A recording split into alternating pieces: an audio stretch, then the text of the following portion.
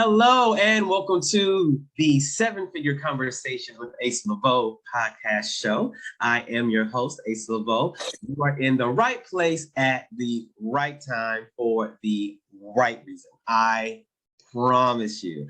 If you still don't know really what you're getting into by, co-creating this episode of the Seven Figure Conversations, let me give you a little bit. So, last year, I finally, after being in the coaching space for over a decade, I finally had a desire born in me. And that desire was to hit seven figures myself.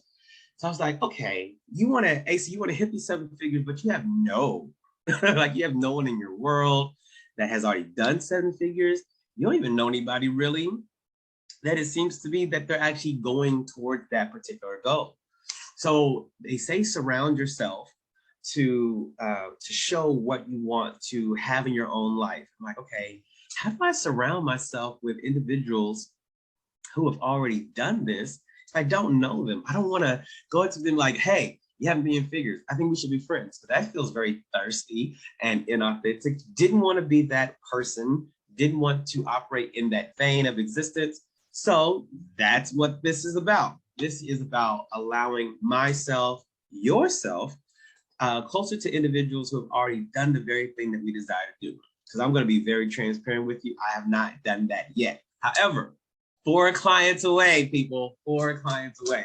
That has been a result of this podcast, this show, being able to learn from people's journeys, being focused, being clear, and then, of course, being 4 clients away, I have you all to keep me accountable because you're asking, okay, Asa, so when does 4 become 3? When does 4 become 2? So I love the accountability aspects of just saying it and being that clear about it. So, but today is not about me. Now, if it was about me, that it means you want the Wealth Spa to support you. We at the Wealth Spa can support you. If you want to know how to become an icon in your industry, go to the show notes and you can apply for that particular program and we can give you a call. However, that's not why you're here. Today, you are here because we have a badass in the building. Yes, a badass that has done some very remarkable things in multiple countries, across multiple verticals, multiple companies in the training and consulting industry.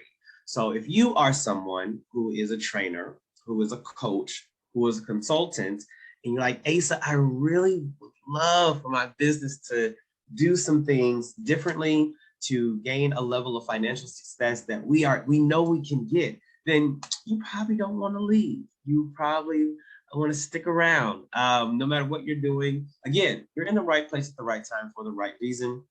And I am here to give you another reason to stay. So that other reason to stay is Matthew. Matthew Clark is with us today. So when I said a badass, that's the badass's name, Matthew Clark. And he started this at the age of 23 in telecom sales and now has created millions for himself, has allowed his clients to get to the different success metrics that they have for themselves. And no, we're not just going to talk about those sales metrics in those companies. We're also going to find out more about Matthew himself. Like, how in the world are you 23 and selling at that level? Like, what does that mean? Because we know we have some younger individuals. I say younger because I turned 40 in just a few months. So with that being said, I'll bring on Matthew. Hello, sir. Hey, Asa, thanks for inviting me on, man. I'm excited to be here. Of course.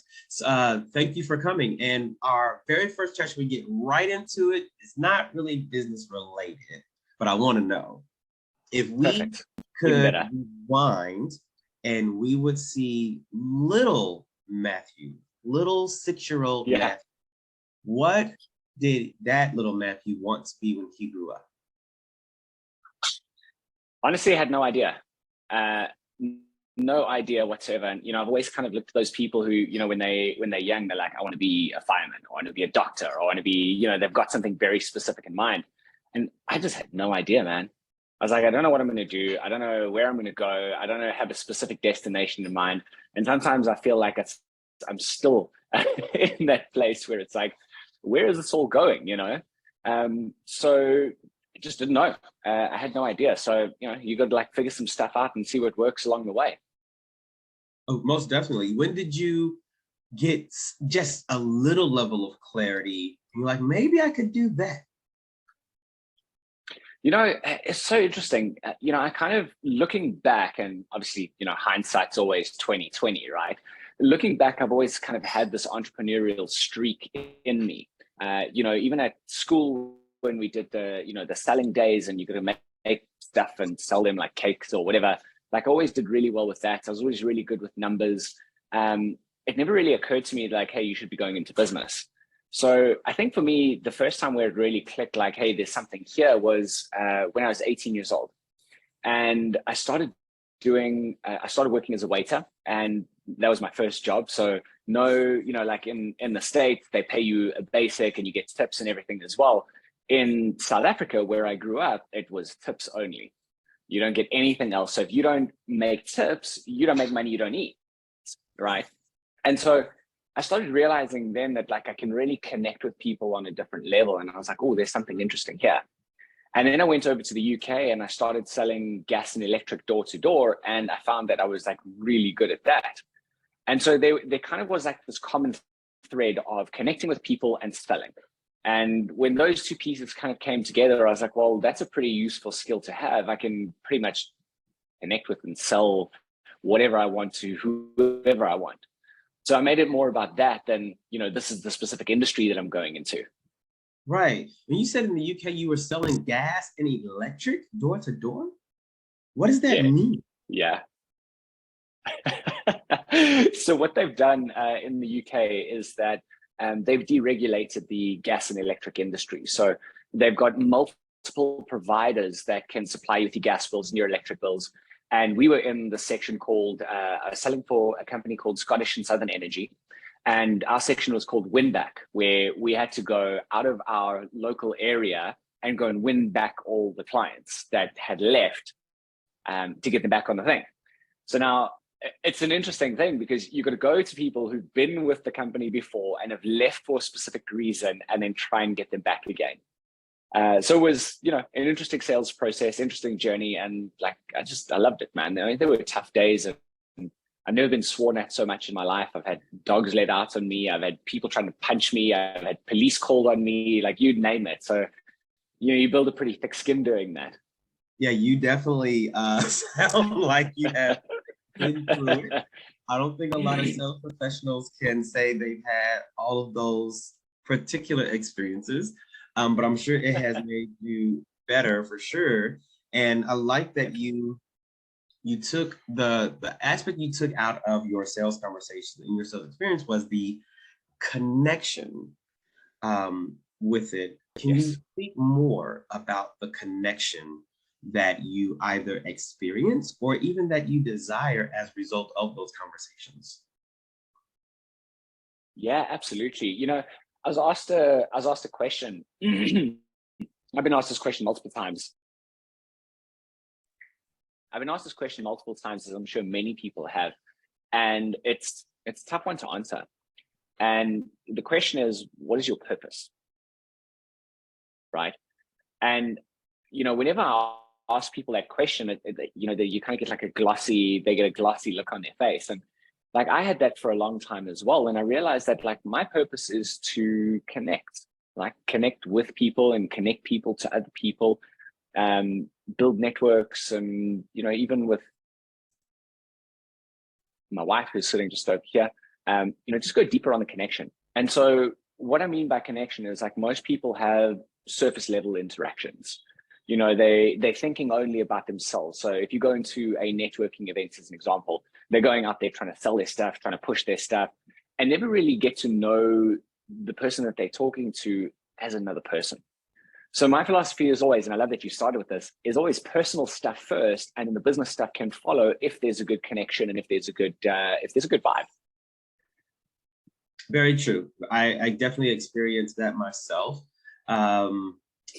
With you, because I know I'm very aware of the sales space these days. Yes. So you have sales Some call them gurus. Some are just trainers and coaches, but they are very well known. And they would probably, well, they would push back on that and say, look, your job is to get the money. Your job is to get the sale. We don't have time talking about the weather. We don't have time building rapport. Your job is to follow a script, get the money, and move on. And your response to that would be? It depends what you want and depends what your goals are. You know, some companies run their businesses like that, where they're like, listen, make the sale, bring the clients in, make the money, and that's your number one responsibility. What we found is that if you focus on building a connection with a person and build a deep connection with a person, because not everyone's going to buy right there and then anyways, okay? It's just simple numbers. It's just the rule of life. You know, not everyone is just going to say yes, although that would be ideal. Right. But when you build that connection, so a couple of things happen. Number one is that the people who don't say yes right now still leave with a good experience and a good connection, and they stay in your world and they come back again later. All right. We've seen this in our own sales process. Like some people we talk to, they'll come back 6 months down the line, even 12 months down the line, and be like, okay, I'm ready now. Like whatever you've got to sell me, I'm buying it. I'm in and I'm ready. You know, other people, another thing that it does is, especially if you're focusing on building your business that has a monthly recurring revenue, when you build that connection up front and you make them feel like they're part of something bigger than just, I'm buying another program, learning another strategy, then they stay with you for longer, right? So you actually get more value out of the back end than just that initial front end sale. Now, some people might argue that, okay, cool, well, that's the job of the delivery team. But, you know, you got to remember is that you are essentially the face of the company, right? You're the one that brought them in. They're going to remember you. And also at the same time, you don't just want to be selling stuff for the sake of selling it and making money, but you also want to be thinking of building your personal brand, building those connections, because you don't know what your next step is going to be, right? And if you're if you're a salesperson transitioning to the phase of being a business owner, well, building networks and connections are your number one asset, right? You spoke about it right in the beginning. Like, how do you connect and build relationships with those, you know, 7 and 8 figure people? And, you know, I look at my network and, you know, some of my friends that, you know, we went last year and spent some time with one of my friends. He has a house in Porto Rotondo in Italy, invites us to come stay with him. I mean, he's launched over 40 businesses and taken more than 10 of them to 8 figures. That's that's significant. Yeah. Like very significant. Did you take 100%? 40 businesses? 40? 40, yes. And it's probably more now because, you know, he's got a private advising business and, you know, he charges clients like 500 grand a year to work with him, right? And he's got lots of them. You know, he used to speak on stage like with Tony Robbins and in front of thousands and thousands of people. And, you know, he's a personal friend. Now, you're never going to connect with those people if you don't focus on building that connection, if you don't focus on building that relationship, if you don't focus on the personal stuff first before you get to the business stuff. Because honestly, if they don't like you, they're not going to hang around you. It's that simple. That is very correct. I have seen it for myself. Individuals that have high net worth themselves, money isn't such much of an influencer. So it's not about necessarily you have enough money to be around them, but do they truly enjoy your presence? Do they truly enjoy your company? How do you allow them to feel when they're around you? So that's what been my experience as well. Around people 100% more money than you may have at the moment. And of course there's levels to this. For sure. And you talking about connection and what that truly means as far as the business is concerned, especially like you talking about things like monthly recurring revenue and things of that nature. What I have found is that individuals who desire non-business related things, so non-KPI driven things such as connection, they usually, if they are the leader, they have usually had experiences where that wasn't always the case. So do you have many experiences where you wish you felt more connected and for some reason or other, you just weren't able to experience that? So yeah, I mean, everyone's different. Not every person that you connect with is going to be so sorry. So, like my philosophy around people in general is that some people are going to be in your life. Everyone is there for a reason, right? And everyone is there for a purpose. Sometimes it's a short time, sometimes it's a long time, right? You're going to learn something from every person that you interact with. And sometimes you're learning what you don't like. So even just being aware of like, hey, I want more of this or less of this or whatever it is, you learn something from it. So I kind of look at it as, I'm going to put my best foot forward all the time. And it takes two people to build a relationship, friends or family or anything closer, whatever it is. It takes effort from both sides. Everything takes effort. And sometimes it just feels completely effortless, but sometimes it feels like there's a lot of effort. And sometimes you're putting in all the effort and you get nothing back. And you just got to realize that, okay, that is where it is and it is what it is. And that's absolutely cool. Maybe it's not a right now thing, or maybe it's a never thing. You can't beat yourself up about things that didn't happen and things that aren't happening. Just enjoy the experience. There's this, I can't remember where I read it, but what they're saying is that the goal is not, the result is not the goal, right? The journey is the goal. So you want to learn to love the journey versus just thinking about how do I get this result all the time. And when you do that, you actually live in the present and you can be more present with the people that you are connecting with. Has that always been your philosophy though? Because when you were 23, no, of course not. you started your telecom company at 23 and you grew that thing 100% a year, every year. Yeah. So at that time, what was your mindset around that? So there, it was a numbers game, right? I had two business partners and it was an interesting time in my life. I think all three of us were just like absolutely crazy. And we're just like, let's sell, make money. And the philosophy was like, you knock the door. If they say no, you move on to the next one. If they say yes, great, you sign them up and then the back end team handles it. But even thinking about that, we used to make the salesperson. So we had three layers of how we would connect with them on a deeper level. Number one was that the salesperson was responsible to see that sale through all the way to the end until they'd installed the telephone system, the client signed it off, and they were happy. Then we put in a customer relations person that would be like an account manager that would, keep them happy and talk with them and all the rest. And then we would also get involved from time to time as well. And there was a whole team behind that too. But the interesting thing and what we found was that the sales guys that did the best focused on building a real connection with the people that they were selling to. And what would happen was that when people needed to add more equipment or buy a printer or CCTV or whatever it was, who are they going to phone? If they phone the salesperson, then the salesperson makes more money off every single sale that happens after that. If they phone the office and the office does it, the salesperson makes nothing. So the guys that did the best would then get the upsells, they'd get the cross sells, and they would get the upgrades when those came around a couple of years later as well. And those were the guys that would focus on building the relationship. So we go to different areas, like our whole strategy was go into the outlying areas, and they would go in and check on their clients. Say, hey, it was just in the area, one to check how things are going. And those were the guys that would do the best. Yeah, and with that explanation, I definitely see why they would do the best. That makes sense.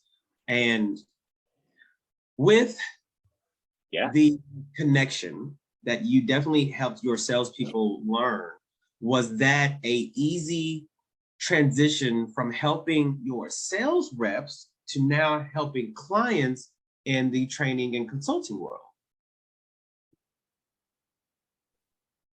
It's interesting. Like a lot of the people that we work with, that's one of their biggest things. And, we kind of bring that in because that's what we put out, is that they love their clients. They love connecting with them. And for a lot of our clients, the clients they bring in stay with them for a long time because of the kind of services that they deliver. So we work with a lot of B2B coaches and consultants and, high ticket service-based businesses. So they're in the service industry already providing a service. And their gap where they need to make more of a connection is on the front end in their marketing. And so what we help them do is build out that connection in the front end of their marketing so that they can get to the piece that they absolutely love, which is delivering their services and helping their clients get results. So would that mean that you focus on connection marketing? That's an interesting way of putting it. I love that. And what could that look like in case because someone is listening and they're like, okay, I had never even considered that marketing could somehow manufacture some level of connection. Yeah, what could that look like? So we've actually got a process that we take our clients through in order to build that, right? And it comes from having a deep understanding of who your ideal client is and knowing their situation and choosing someone to focus on, right? Because what most people do is they're like, I've got something to sell, let's go sell it, right? And that's fine. It's very disruptive, and you'll end up building like 4 or 5 different businesses within your one business that have different products and services. So what we do is that we help our clients to get like really focused on a niche, right? So we choose someone that they really love, build a persona around that, and then we get them to go and interview a bunch of people that fit that persona. And what they're doing is they're going through we call it the 4P framework. So it's the biggest, their pains, their fears, their goals and desires, understanding that linked to their specific situation, and then creating the marketing from that solves those biggest pains and fears and helps them get closer towards their goals and desires. So what ends up happening, and the key to this, is that you don't then take that information and translate it into your own words and give it as a diagnosis, but you actually use the words that your clients are using, which means that they now feel like you completely understand them in their situation. And when that happens, when you show that connection of how you understand them and their situation, and then show them how they can get to the goal that they're trying to get to with a system or an approach or a methodology, that's when they move closer towards becoming a client with you. Got it. Yes. Now that makes sense. So the connection, the pain, the fears, helping them get to their goals and desires, that makes sense. And as a result of being in the training and consulting world, you have helped over 1,700. I'm going to say that again. You have helped over 1,700 entrepreneurs. I would love to know what was your experience like with the first one? The first one was tough, because it was kind of like I sold my telecoms business and I was looking for something different. I was looking for something that would give me freedom, that would give me lifestyle, where I could travel the world, work from anywhere, earn multiple currencies. That was my goal. And so I actually started off as I went and I saw all these speakers speaking on stage. And I was like, wow, these guys are amazing. Like, how does the back end work? Like, how do they manage this whole thing without a massive sales team? Because that's what I was used to, is like having a big sales team that they go out and sell. And they told me about the software called Infusionsoft. I was like, well, that sounds really interesting. And so I went and checked it out a little bit.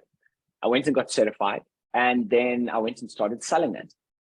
And I actually, my goal with Infusionsoft was, they gave me a target and they said, if you sell 12 of these in the next 3 months, we'll pay you back the money that you invested to certify. So I was like, okay, challenge accepted. So for me, it wasn't really the first one, it was the first 12 that I had to deal with. That makes sense. I never knew you did that. I didn't know you went and sold for Infusionsoft. I definitely did work with clients in Infusionsoft before. So I definitely know that world. Even though I did not get certified, I definitely knew how to, get their landing pages up and all that. And I want to take this time for a moment and say, people, CRMs are real, and CRMs are real. Oh yes, 100%. I mean, we've now gone and we've got certified with HubSpot as well, and it's just like a different level. Depending on where you're playing and what you need, now you've got different levels at which you can play at. But the first bunch of people that I brought in, Honestly, it was a bit of a nightmare, because what I was doing was selling to anyone and everyone. I didn't have my target market like really nailed down. So I landed up essentially building in about 4 or 5 different niches, different funnels for each and every single one of them. So every time you build a different funnel, as you know, because you've worked on it, you've got to switch on a different part of your marketing to speak to these people, then to these people, then to these people, and then they've got a different flow, and everything is custom made. And I was working ridiculous hours, like 18 hours a day, dealing with clients all over the world. And it was intense. It was intense. I bet. Well, of course, I bet. So since we're talking about Infusionsoft and HubSpot, I would like to know, based on the information that you are aware of now. Yeah. Let's say it can be because something happened, or you can just accept a challenge. For instance, so let's say you wanted to create the success that you have all over again. Yep. Seven-figure success all over again. What are, you are somebody that just from this conversation, I can tell is actually knowledgeable. There are some seven-figure earners and more that, grew up in your industry and you're aware of terms and tools and things of that nature. And there are some that don't have those experiences. They just know concepts and theories and they hire others. No, I'm not bashing one or the other. However, I am someone that grew up with tools and all of that. So with that being said, if you wanted to recreate the success that you now have, what are 3 tools that you would say I would do with those 3 because they make the most difference? Oh, starting from scratch. Starting from scratch. Yes. Starting from scratch. So if I think about what would I need in starting from scratch, I would go, first I would do the 4P framework. I'd understand exactly what my clients wanted. I'd then put together an offer, make some offers to them. So, I mean, really the only tools that you need starting out, because like, I'm a big believer, and I'm sure you've seen this as well, is like you need different things at different stages. So if it's just you starting out, you need an email account, you need Zoom, and you need probably maybe a project management software. And so we use Asana, you can use Slack, you can use ClickUp, Monday.com. So there are a couple of things that you can use, and something that can send emails out and help build your list. And I think even ClickUp does that, if I remember correctly. Yeah, because I use ClickUp. I love ClickUp. Yeah, and like just super basic tools starting out, because you want a place where you can get leads in, you can put them into something and actually manage and track those leads and track those conversations that you're doing. And then you need Zoom to talk to them, and then you need a way to process the payment. So either you're going to do bank transfer, or they're going to do Stripe, or whatever it is. But those are really the basic tools. And then as you start, growing, then you can start looking at different tools. So, for us, we're in a place right now where we've got sales teams, and we want to track the different pipeline stages. We want to do outbound calls, we want to do inbound calls. So we use HubSpot because it tracks every stage of the marketing, and it can tell me literally, where did a person come in from? How long did the buying cycle take?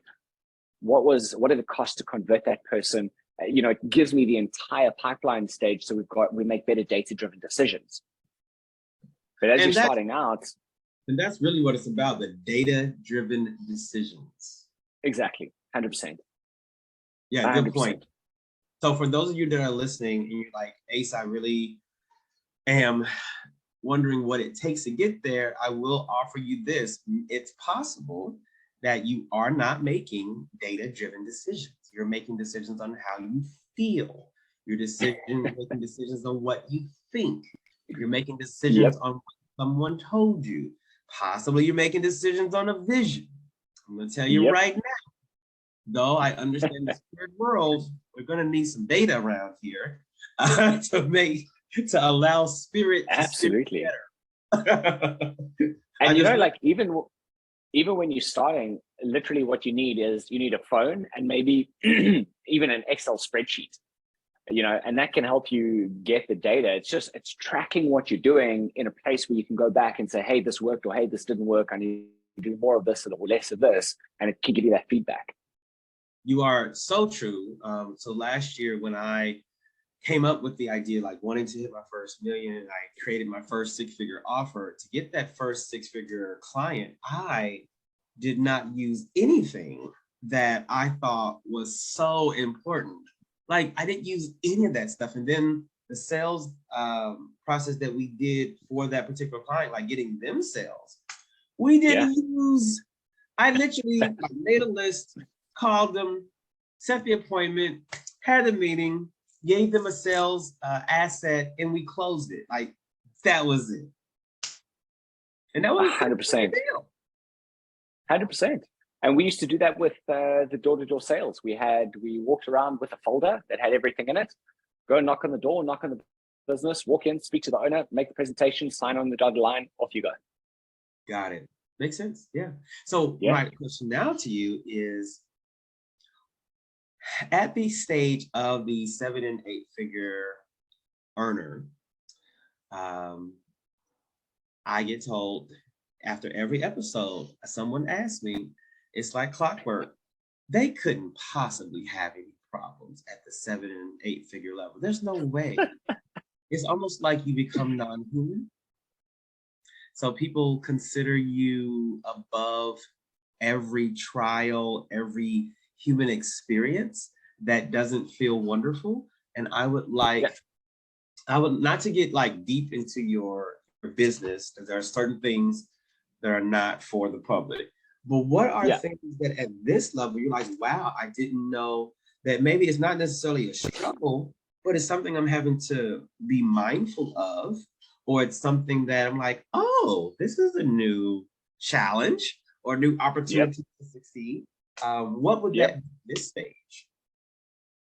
So there's a couple of things. There's tons of things. I think, your problems don't go away. In actual fact, they probably get bigger.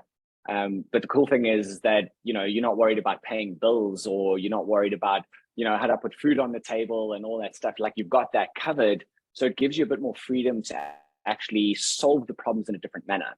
And also, when you're thinking bigger, you kind of have your vision gets bigger as well. So the better you do, the bigger your vision gets, the more clients, the more you can actually do, and the more opportunities arise. And this is something that you got to be careful of, because the more opportunities arise, that can take your focus off of the core thing that you're actually doing and doing well. So more opportunities is a challenge, right? Like, where do you put your attention? What should you be focusing on? Because a million things get thrown at you, and you've got the actual ability to afford them and to pay for them, right? So now if you land up doing that, it can take you off in a direction that is not going to get you to where you're going to go. It's a diversion, but in a different direction, not a detour, So that's one thing. The second thing is people, staff, right? Whenever you add more people, it's not just you making the decisions. You've got other people involved, and as much as you think that you're right and that your way is the way to go, it may not be, right? So you can have clashes with people that you work with business partners, and you got to figure out ways to work through those and be able to talk openly and communicate openly. Another one is cash flow, right? Because you're constantly balancing, well, like, you've got staff to pay. You want to spend money on ads, you want to invest in this mastermind, you want to grow, but with growth comes investments as well. So your expenses don't just stay the same and you have all this extra money. Your expenses increase because your business size is increasing, your capacity is increasing. So, I mean, those are three major ones that I'd say. And then there's delivery. I can go on and on and on. I can list probably like 10 or 12 problems. Like, how do you deliver better? How do you get your clients more results? And then, the focus starts shifting, where it's like, instead of how do I get more and more clients on the front end, it's like, how do I keep more and more clients staying with me again and again and again, right? So you've got to come up with new ways and helping them do that. So then it becomes delivery, and then you've got time and energy, and man, I can go on for ages on this. There's definitely problems, but it's fun. It's just part of it. You just got to realize it's part of the decision that I took to become a business owner, and we just deal with them. Right, most definitely. And in dealing with them, I have seen a lot in the last 6 months about when you are an entrepreneur, one of the most significant decisions you can make is not about the tool. It may not Yes, always even be the target market, but it definitely is the person that you align yourself with in life. And you had mentioned that your wife is very near where you are now. Can you speak to that about choosing someone absolutely. that can support you? Because I have an experience of being married before, and I will say, uh, I do not wish that particular experience on anyone on earth, living or dead. I do not. I do not, because I know what it's like to have to be with someone and they do not see success in you. They do not wish you well. And Hmm. having that show up in your business life, like a burden. You almost feel like Yeah, Sisyphus, yeah. like really Sisyphus rolling that damn rock up that hill Hmm. every day for Hmm. eternity. So, what has being with your wife, how has that impacted your business for the better? I think the first thing is that I'm pretty sure that most people have got a war story, of someone that they've had in their life that has not been a good fit. I mean, we've all got war stories, to tell from our experience on this earth. Um, but what was interesting for me, and my wife owns her own business as well, and she does really well, and we're currently getting some investors for her business so we can scale it up as well. And for me, when I was looking for a partner, what I did was as we were talking about the connection earlier, sometimes you learn what you don't want. Everything is a learning experience. And I think this is what happens with a lot of people is that when they're looking for a partner, they know all the things that they don't want, but they never actually like sit down and say, what do I want from a partner? And that's what I did. I wrote down a list and I wrote down everything that I want out of a partner. I wanted somebody who had their own business, that owned their own time. I wasn't interested in how much they were earning or how much they paid themselves or whatever, but they owned a business because it's got potential. They own their own time because I like to travel and do all that other fun stuff. They're a strong character. I won't give you the whole list, but I created a whole list out of it, right? And interesting enough was that she said to me that we found out later that she actually did exactly the same thing. She wrote a list down of what she wants out of a partner. And then the question comes in then is now you've got this list of what you want out of a partner. They're not just going to magically show up on your doorstep one day and be like, hey, I'm here. You wrote your list down. So it's not about what you've got on that list. You've now got to ask yourself the question, okay, if I want that kind of person to show up in my life, who do I need to become in order to attract that person? Right? So you got to work on yourself continuously, consistently. And so when we got married, I mean, we've known each other for a while, and we dated like 10 years back for a little bit, and then we reconnected about 5 years ago, and we've just been married for the past 2.5 years. It's been incredible. And when you've got someone that has got, your goals are aligned, your visions are aligned, where you're going in life is aligned, it completely changes the game. And it makes it a safe space for us to talk about our personal goals and where we're going, and we check in on those and where we want to go and what our investments look like, but also, in business stuff and in life. And it's nice to know that you've got a partner with you that is just completely on the same level, and thinking bigger. It gives you stability and gives you that comfort, and it gives you a solid foundation that you can focus on the rest of the things that you need to do in order to get to where you want to go. That was lovely. That was lovely.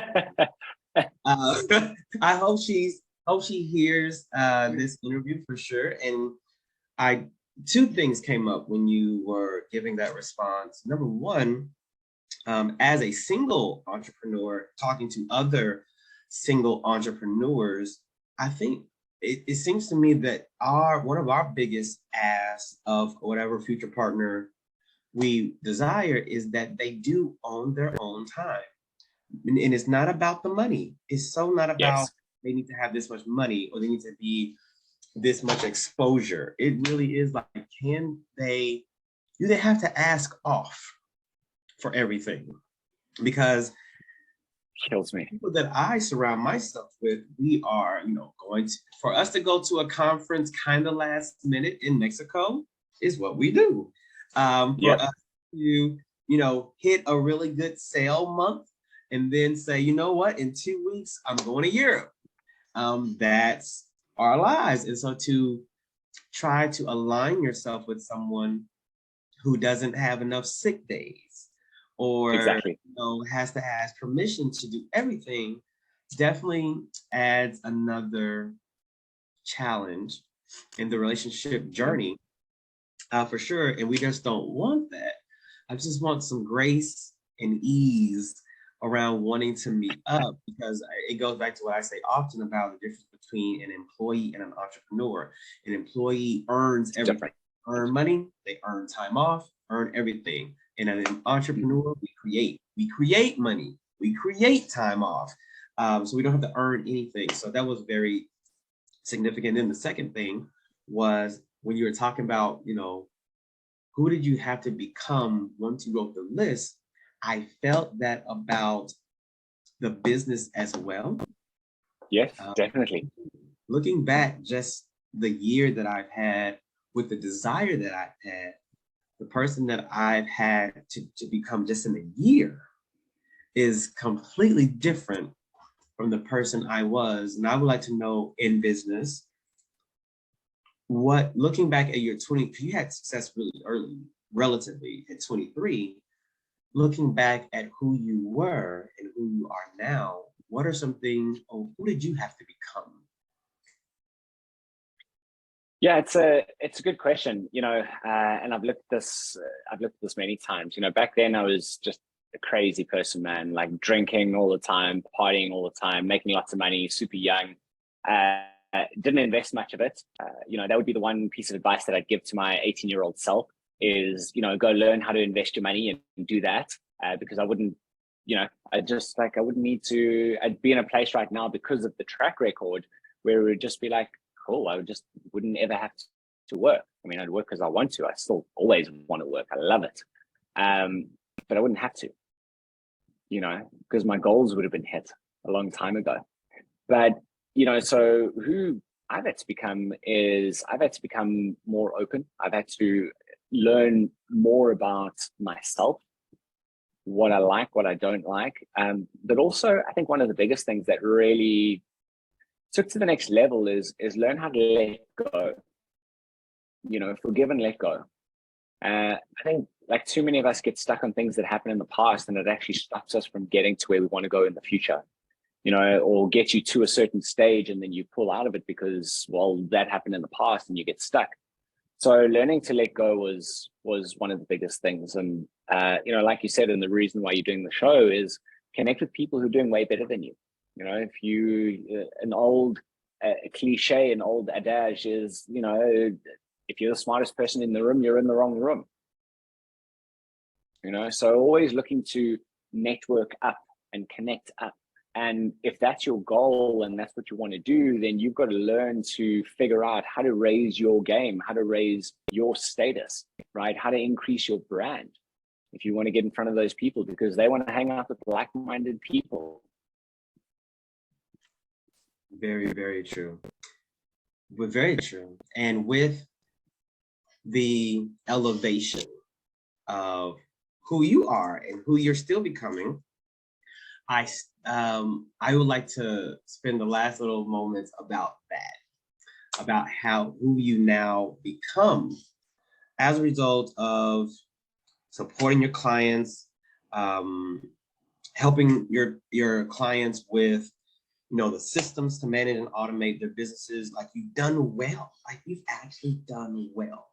And in that doing well, I would love to know about a joyous moment that you were able to create for yourself. Yeah. And I say that on every episode now. I am not interested so much in the horrible story. Like, I get it. As an entrepreneur, I know all the raggedy things that happened to me, and that happened because I did it. So it didn't happen to me. I created the experience. I take ownership of that. So I get all those, raggedy experiences, challenging experiences. I'm addicted to joy. Joy motivates me. So I am desiring to know, what are some experiences? What are some things that you were able to acquire as a result of where you are now? Because that is what gets me going, at 2:17 a.m. When I'm still working on a project or I'm thinking about something like that. Like I remember somebody else's story. So if you share that. Anything that you were able to experience or acquire as a result of this 7-figure lifestyle. Yeah, I mean, there's been a couple of things that are just absolutely amazing. We managed to buy investment properties that are just like, I haven't even seen the places, and we managed to buy them, and they're generating us revenue. Are you still there? Oh yeah, I keep going. Give me 2 more, please.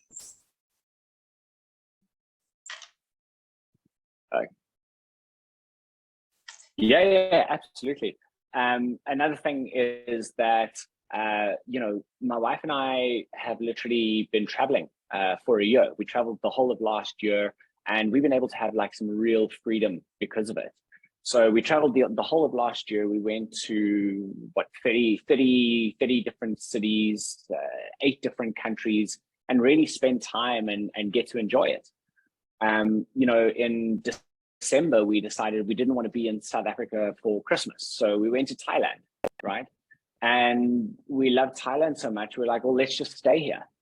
And so now we're staying in Thailand. And it's just absolutely incredible. We get to travel, we get to live the lifestyle that we want, we get to make money, we get to serve our clients, we get to get wins.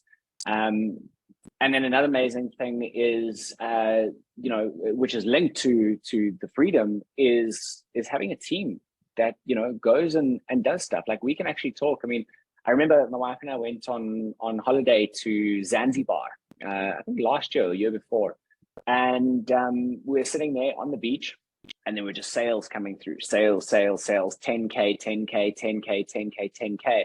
And I'm like, this is amazing.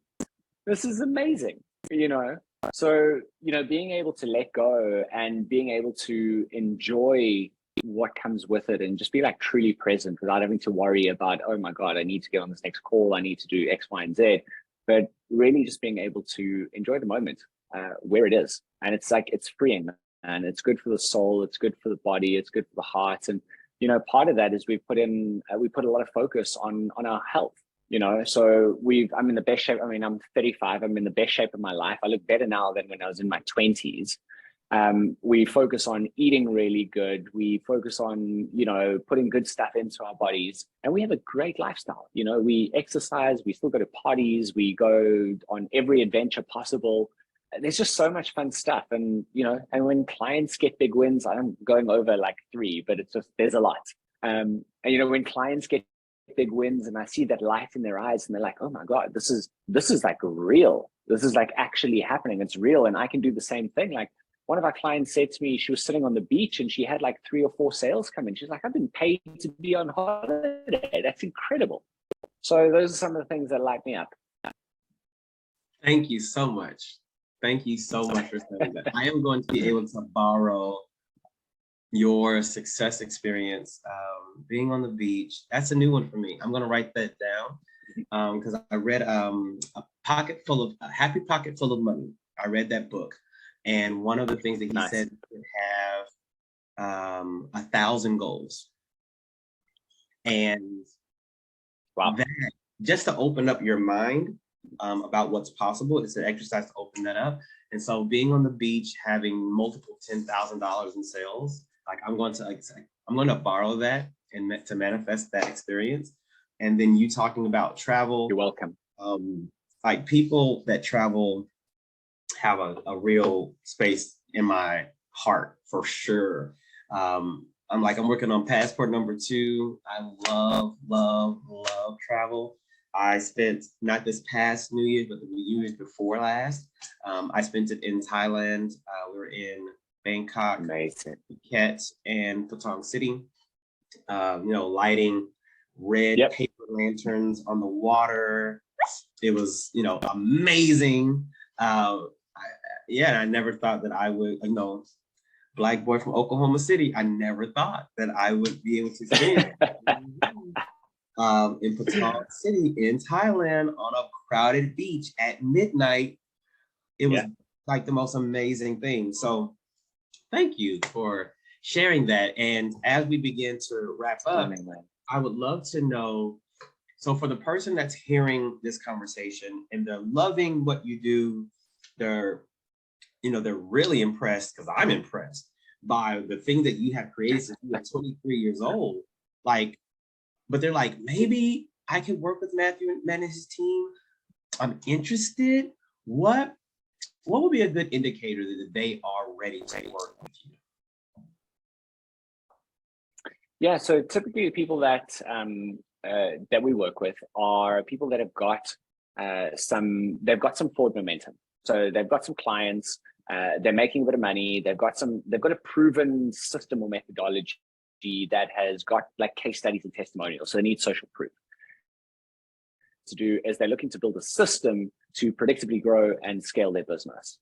As you and I both know, overnight success, all these overnight success takes 10 years, right? So it's people that realize that it's a journey and they want to build out the processes, they want to build out the systems, they've got a big vision and they're hungry to achieve it. Those are the people who we get the best results with and we love to work with.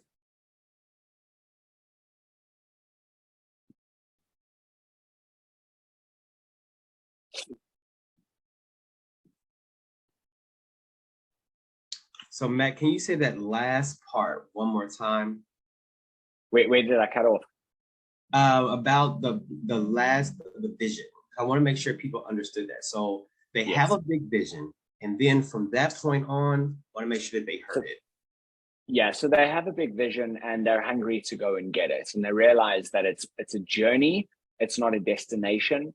And they're looking to build the systems and the leverage and to be able to have the lifestyle, have the freedom, have the money, have the partner, have everything that they want out of it. Yes, I completely understand every single aspect of that, and why, for sure. So for those of you who are listening or watching and you would like to work with Matt, I'm telling you, you need to move fast.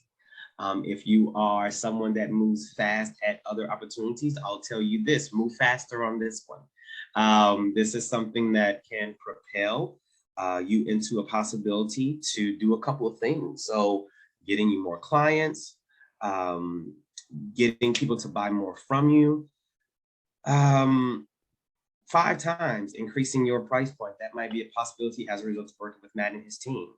These are reasons why you would say yes.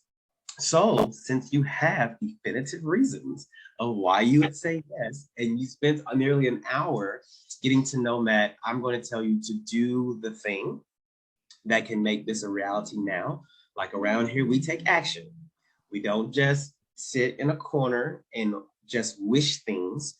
Once we will it, we have something called inspired action. So this is your inspired action. What I tell you in the beginning, you're in the right place at the right time for the right reason. And since that is a reality, take action right now. So what would be the best place for them to go? Is it going to be what's in the show notes, or do you have something additional?